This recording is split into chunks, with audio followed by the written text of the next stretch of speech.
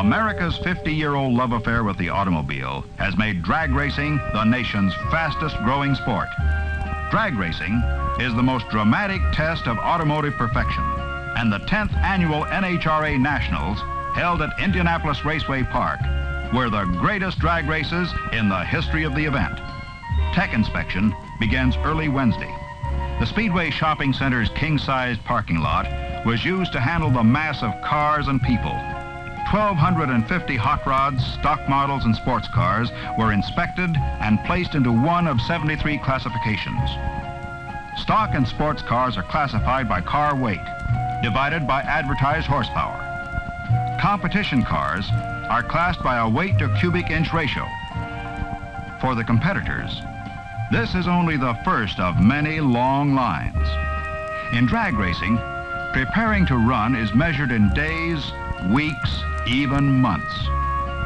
The actual runs are measured in seconds and fractions of seconds. Hurry up and wait. That's the name of the game. But the work of the veteran NHRA inspection team is enormous and vital. The sheer weight of the logistics involved is enough to stagger the imagination. 1,250 entries and the 7,500 contestants and crew members make inspection and classification at the Nationals unique in automotive performance events. While some cars are rejected, this year's entries are the best prepared cars brought to any Nationals.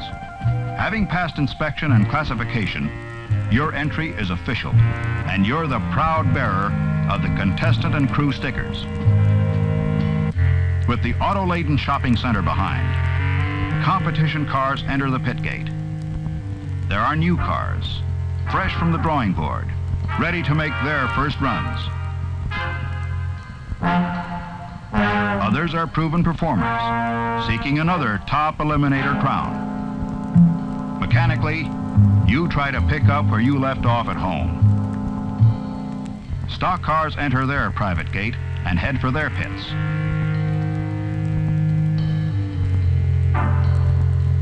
When you feel you're ready to hit the strip, you line up again. This particular line winds up at the staging area, where hard-working officials sort and shuffle the cars into proper lanes. When staging control calls for your special class, you want to be there. There are 1,249 other guys and gals just as anxious to test the traction of Raceway's new blacktop.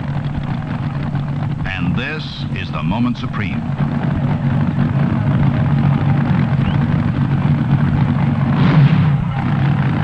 (1,816 timed runs will be made today.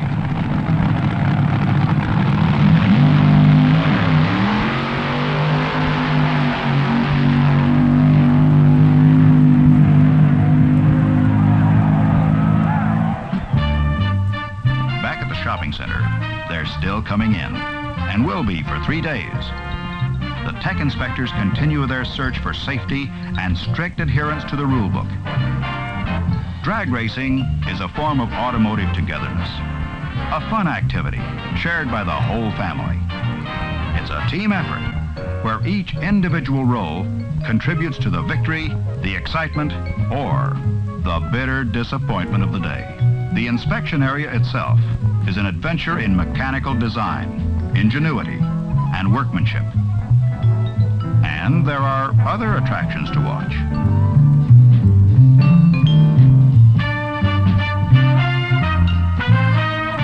Winning cars are carefully weighed twice, during classification and after the winning race. And they'd better weigh the same. Before he arrived at Indianapolis, Don Garlitz and his famous Dodge-powered Winds Jammer have thrown the challenge to the Fueler Field. Earlier in the month, Don cracked the 200-mile barrier, the 4-minute mile of drag racing. His history-making run was clocked at 201.34 miles per hour, and the elapsed time was 7.78 seconds. But before any new speed records can be set, time seems to stand still for those not yet officially qualified as contestants.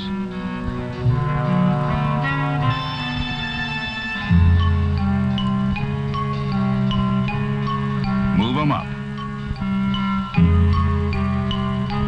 Head for the next line. Push and push some more. For a sport that's appraised in horsepower, there's sure a lot of back and foot power involved. While both the stock and hot car pits are beehives of activity, those ready to run are heading for the strip. The tower at the starting line is the control center. A network of electronic equipment is used to ensure infallible accuracy in timing a drag race.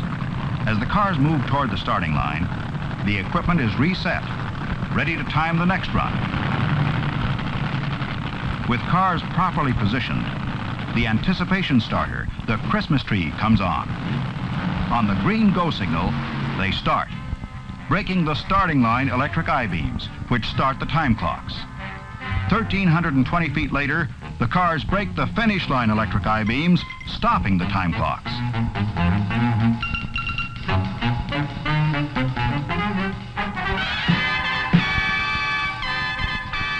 The elapsed time between the two light beams is measured to within 1/10,000th of a second. Lane lights quickly show the spectators the winning lane. On Friday, Connie Kalita blisters the strip with a sensational run of 200 miles per hour, the first double-century performance in the 10-year history of the Nationals. Kalita has provided proof positive that only record-shattering efforts will get the job done this year. Meanwhile, the constant tuning and last-minute adjustments continue. If you run out of daylight, it's back to the motel for night work.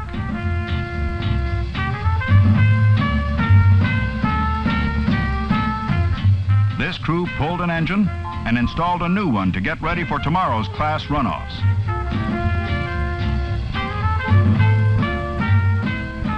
When you've come this far, you don't let a sick engine keep you off the strip.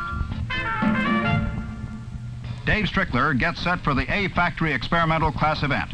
This class features those entries with limited production and special performance options.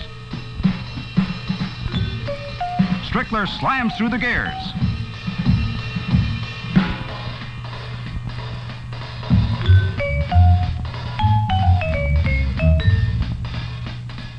And the Dodge takes the AFX crown. Wally Parks, NHRA president, asks Big Daddy Garlitz about the combination he'll use in his quest for his first top eliminator title. Now, Don, to say hello and congratulations and all those good things that are due to you for what you've been accomplishing. Wonder if you'd give us a little bit of a rundown here on some of the things that you think have contributed most to the new sensational performance that you've been getting out of this little machine here just in the last few months. Well, Wally, it's a pleasure being here, as it is the last couple of years. We've been taking in the national drags up here at Indianapolis. It's a really big show, and it's the greatest spectacle in drag racing, no doubt. And about 2 months ago, we got an idea on these cars and the tires and everything that maybe the drag racing had kind of stalemated and everything got in a rut. So we made a lot of radical changes, and it just seemed to be in the right direction. It's a tire, blower, compression ratio, fuel combination that has contributed to these phenomenal 200-mile-an-hour times. Almost 50,000 drag racing fans jam Indianapolis Raceway Park to witness the action-packed trophy runs. Sam Perriott, age 62, takes the AA Modified Sports Car title with a 10.41 ET, top speed 147.54. Maynard Rupp and the Logie Stamping Streamliner number 18 and Bernie Regals meet for the A-Fuel Dragster Trophy.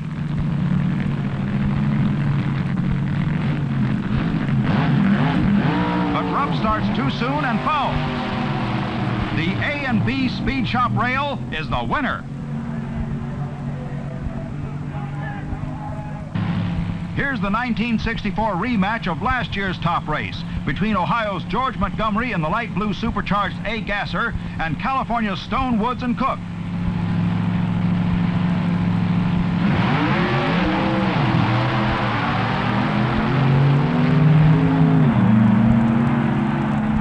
Montgomery takes it again this year. The Hill and Zartman C Gasser in lane number 1 battles Larry Teeter's beautiful maroon car in lane number 2. Teeter wins the close race.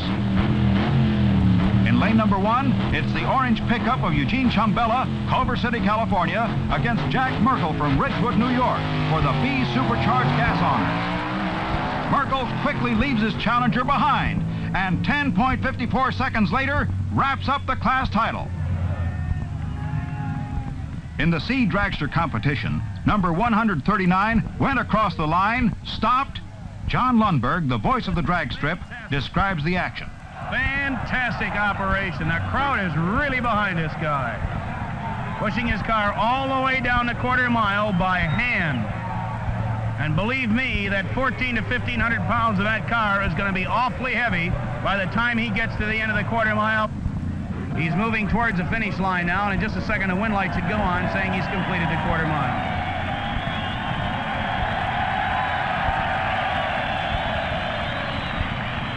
Elapsed time 218 seconds. Bud Fauble has 2 new Dodges ready for the Superstock automatic runoff. Dick Landy gets set to roll his Hemi-head Dodge. The lawyer, Al Ekstrand, will pilot a new Plymouth. And the crowd eagerly awaits their favorites, the big stockers to hit the strip. 8 Dodges, 7 Plymouths, and 1 Ford make up the first round. Fauble in lane number 1 battles another Dodge, Frank Perry's Guzzler. And Fauble wins at 11.73, 125.34 miles per hour.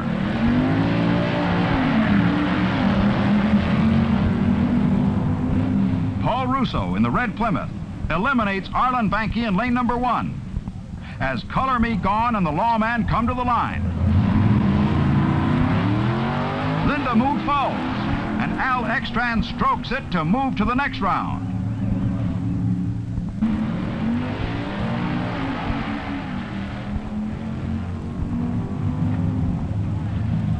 Dick Landy's California Dodge beats Bill Hannion's Plymouth. Forrest Pitcock's Golden Commando makes the next round an all Mopar show as he shuts off the Bob Showcross Ford. Charlie Smith and his injected Altered are pushed to the line for the trophy run.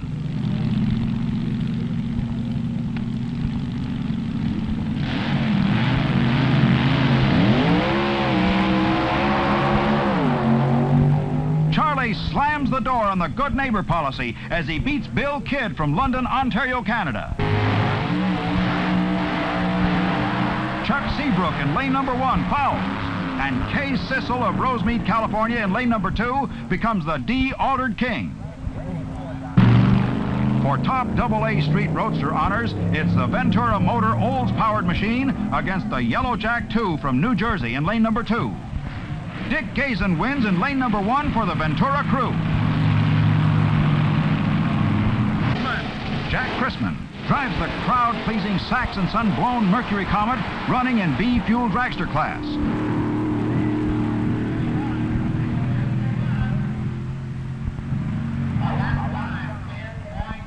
As the shifty doctor Jack Watson catches the action.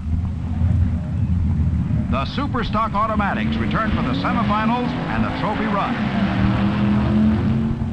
It's Plymouth against Plymouth as Dan Smoker's Big Red loses to the Golden Commando from Detroit.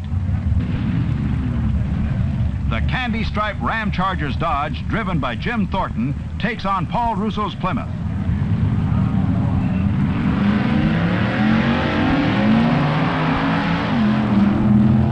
Thornton wins it with a top speed of 128.93 miles per hour and an 11.26 ET and moves into the finals against the Golden Commando, driven by Pitcock.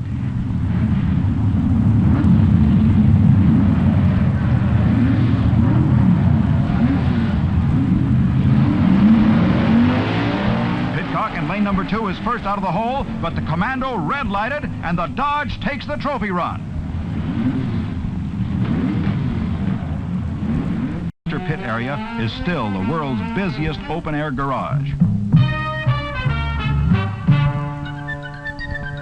As he does before every race, Don Garlitz adds a can of Wynn's friction proofing to his oil. Don knows that Wynn's treats the metal inside his engine, smoothing and sealing the moving parts. He knows winds will prevent scuffing and scoring and enable him to get maximum effective power from his engine. This year, dragster drivers are required to pass a driver's test and receive a special driver's license before they can compete. A succession of class winners delight the eager fans. The AA gas dragsters are next on the line. Roy Davis in lane number 1 meets Ron Abbott in lane number 2. Davis puts Abbott on the trailer with an ET of 8.72 seconds. In the trophy run, Roy Davis in the near lane meets Pete Robinson from Atlanta. Davis blows, and Sneaky Pete's the victor. Staging control calls for the Super Stalkers. Butch Leal, the California youngster, takes on the High Risers Thunderbolt.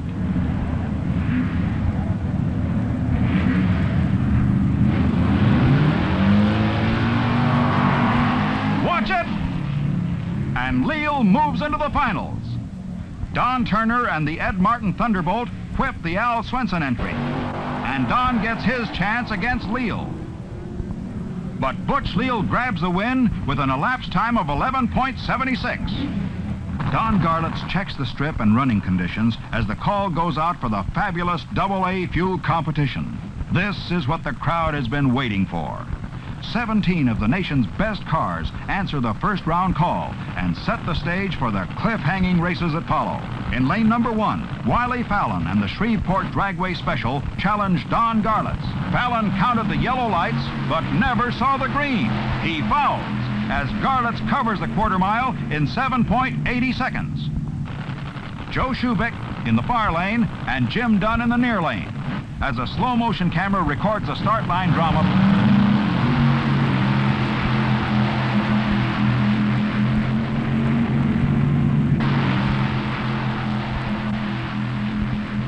Schubeck backs off to regain control, but wins as Davis blows in the lights.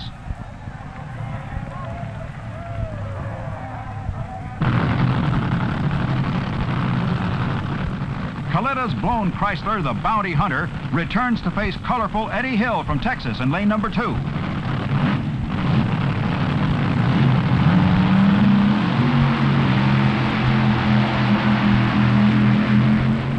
Connie lights the fuse and blasts into the finals against Garlitz.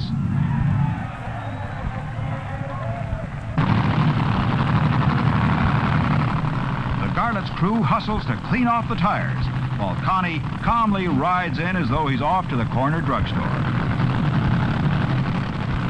Together, they move to the line.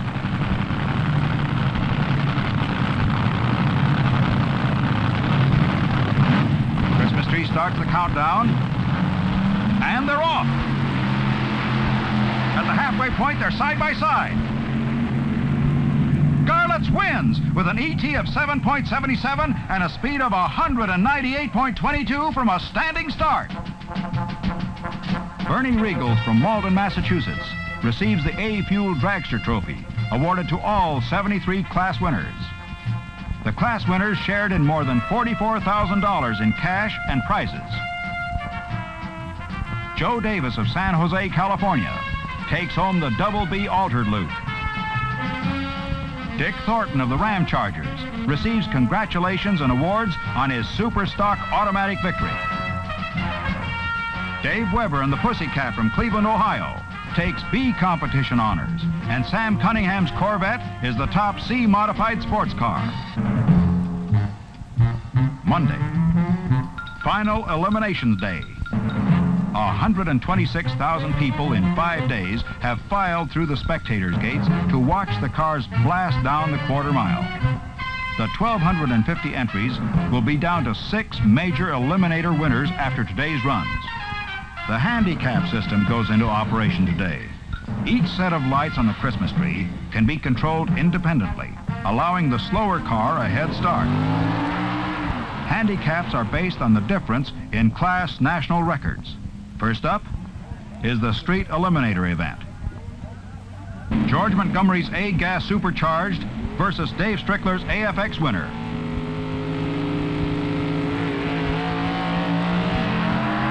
Strickler gets the head start. Montgomery chases him.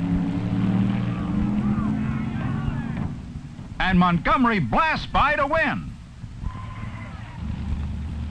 In the final, it's 9:30 Ralph Holloman and his C-modified production class leader against Lunati.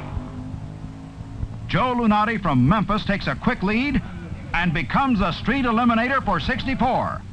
Here's John Lundberg again. Here's the competition eliminator final. The supercharged fuel-injected Chevrolet Fiat of Davis and Ingram against Charlie Smith's plain vanilla Chevy. Here we go. Charlie Smith is going to have a chance to come from the rear. Davis and Ingram still out of the lead. Charlie Smith coming on. Charlie Smith from Oklahoma City accepts the competition eliminator awards. John Callender in lane number 1 and Phil Chisholm meet for the junior stock crown.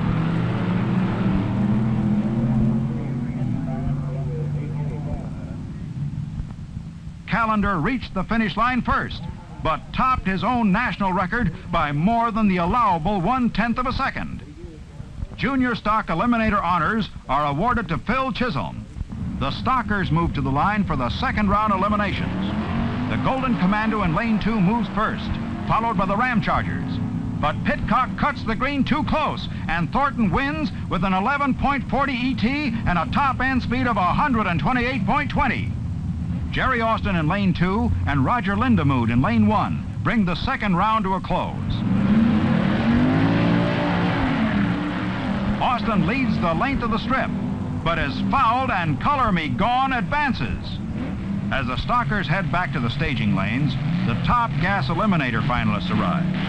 Goldhoff in lane number 1 moves first with a beautiful start, but Collette opens some daylight and hits the finish line first with an 8.49 ET and a top speed of 182.54. Collette moves into the final against Pete Robinson.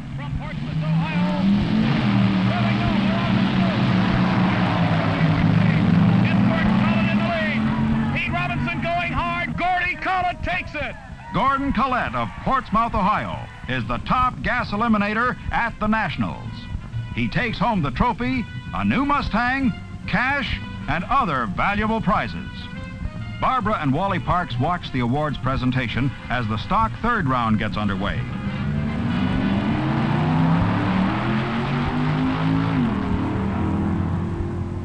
Jim Thornton, with an ET of 11.49, sends John Dallafure home early.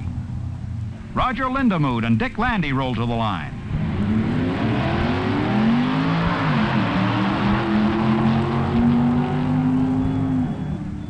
And Color Me Gone lives up to its name. Now at the present time, Thornton defeated Fauble, and Lindemood made a single run, and the stage was set for an all-Dodge final. In the semi-final round, the Ram Chargers ran 11:31, and Color Me Gone ran 11:45. The next sound you will hear will be that of the Mr. Stock Eliminator Run here at Indianapolis Raceway Park. Out of the chute they go. It's a good start. We could have an upset. It's Color Me Gone in the lead. The Ram Chargers coming on hard. The winner is Color Me Gone. The Color Me Gone Dodge won it. A big upset in the crowd. And Dodge, for the second consecutive year, is the top stock car at the Nationals. Driver Roger Lindemood and owner-mechanic Dick Branster reap the rewards of victory. Connie Coletta leads off the top fuel parade, followed by Bobby Bodnick, Norm Weekly, Tom Huber, Joe Schubeck, Maynard Rupp, George Vann, and Garlitz. All have qualified in the 7-second bracket.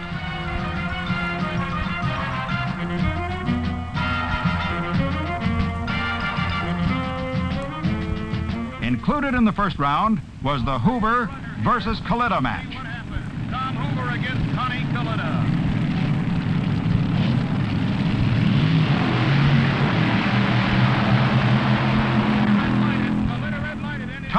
Hoover wins. But the rest of the story is being told in the pits. The first round runs have taken their toll. 3 of the 4 semifinalists are in the pits for repairs and may never return to the strip again today. Joe Schubeck must replace a rear end. The Frantic 4, Weekly, Rivero, Fox, and Holding have stripped number 71 down to the bare chassis. Tom Hoover blew an engine on the win over Coletta. Williams joins the other 3 in the pits after a tremendous solo run with a $half size hole in one of the big pistons. Crew members are joined by competitors. Everyone in the pits offers whatever is needed: tools, parts, or a strong back. After 5 wild days, they're still building cars at the Nationals. Only Jack Williams makes the call to challenge Garlitz and the Windjammer within the allotted time.